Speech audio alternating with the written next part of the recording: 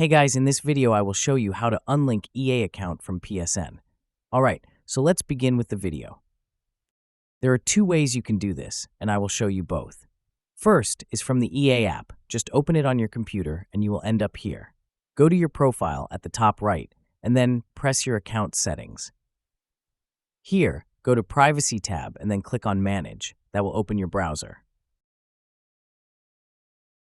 Here, then go to Connected Accounts, and you will see all of your connected accounts.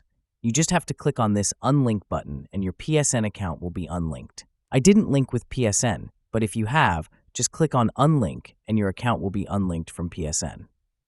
And if you don't have the EA app, you can just open your browser and go to ea.com.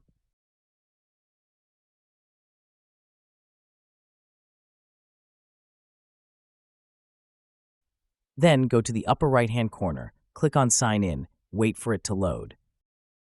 And when you have signed in, go back to the upper right corner, press there, and select Account Settings. You get back here, go to Connected Accounts, and press Unlink. When you press it, you get to verify your identity. Once you have added the security code, you will get to unlink your account. So that's basically how you can unlink EA account from PSN.